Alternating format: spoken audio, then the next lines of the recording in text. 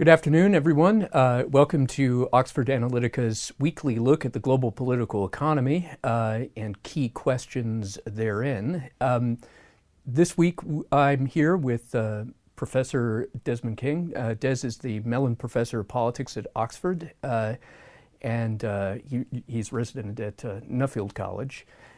So, Des, let's launch straight into the subject. We have a 5-4 decision, which actually is in line with our prediction. OA predicted that the court would ultimately decide to uphold the act, or at least in most part uphold the act. But the nature of the decision is somewhat unusual and actually quite unexpected from the perspectives of most expert observers of the court.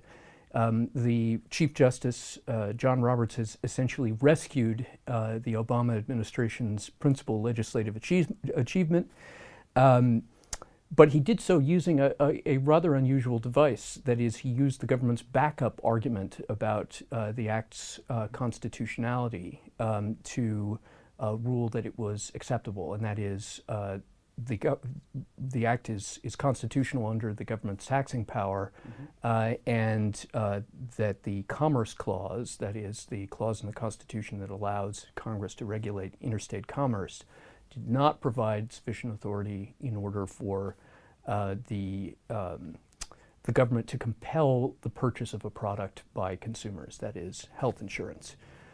Where do you think this leaves us legally before we move on to the other big questions? Well, I think it's thank you, Tom, for the introduction. It's a fascinating decision. It really is quite remarkable, and it's going to be poured over for many, many years to come. It's probably one of the 10 most important judgments by the Supreme Court since it established its own powers in 1803 in Marbury versus Madison.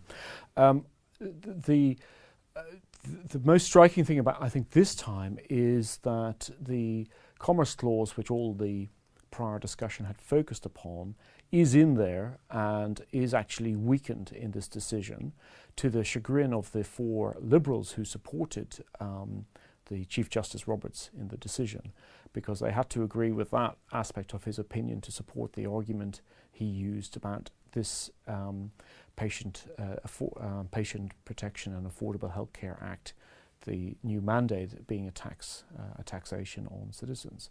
So there's going to be a great deal of longer term effects in respect to commerce, amongst other things. The commerce powers, which, as you know, the Congress has used greatly over the last 70 or 80 years to extend its activities and responsibilities into American society. I think just to, for me, this decision, this process, the position of the Supreme Court underlines the one would almost say ideological, but certainly political character of jurisprudential decision-making by the court. The court is a very divided court. Most decisions these days are 5-4, and the division is along partisan lines in terms of who appointed these justices. The 4 minority ones were all appointed by Democrats. The 5 majority, including the Chief Justice, were appointed by Republicans. So they simply reproduce the polarization that we have in the Congress and in American society into the court. Nonetheless, the decision by the Chief Justice to go on the side of a majority upholding this law is, in that context, quite remarkable and significant. And I think it's something to do with his feelings about what the court has been accused of in respect to the United Citizens decision. Well, I mean, there's the legal implication long term with the Commerce Clause, as you said, which actually affects potentially all aspects or most aspects of government regulation of business. That is absolutely, and it may be that laws already on the statute books could be challenged under this new decision. There's a precedent now about how extensive that congressional authority can be in the sorts of laws it writes. So this is really quite a dramatic decision. I think you're quite right to focus on it. It's very significant. So there's the kind of potential wide implication, which is potentially actually more favorable to the conservative perspective, regardless of the immediate impact of the ruling. But the immediate impact of the ruling is to uphold the Affordable Care Act. What is it?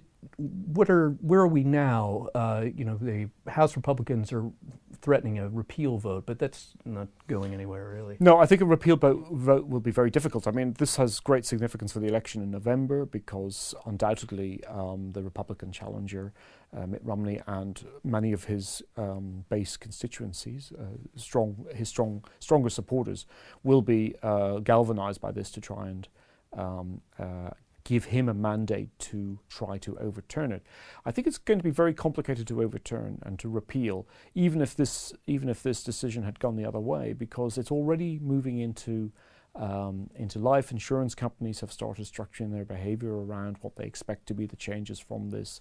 The states likewise have begun to realize that this is an important measure that they have to adopt to. So a repeal would be quite probably more of a modification, I suspect, than a repeal. Well, so that's the healthcare industry. You touched a little bit on politics. I mean, finally, probably the toughest question is, who does this help most, Romney or the president? And which party benefits most from this? This is the usual tea leaf reading. Do you think there is a really significant kick that either one is going to get from this in electoral terms? I think they both benefit. Obama's supporters are going to be pleased, rather like his measure on immigration for youngsters. They are going to be pleased and wish to give him endorsement and support because of this achievement. Conversely, the opponents, who were already strong opponents of the Affordable Care Act, will feel they need to mobilize to try to create the political conditions, that is a Republican majority and a Republican in the White House, to lead a repeal or at least some sort of movement to modify it and change it quite dramatically. So it's hard to tell. I think probably on the scale, it's slightly better for the opponents. Thanks very much, Des. And thank you for joining us. I'm Dr. Tom Wales, here with Professor Desmond King. We'll be back next week with another look at the global political economy.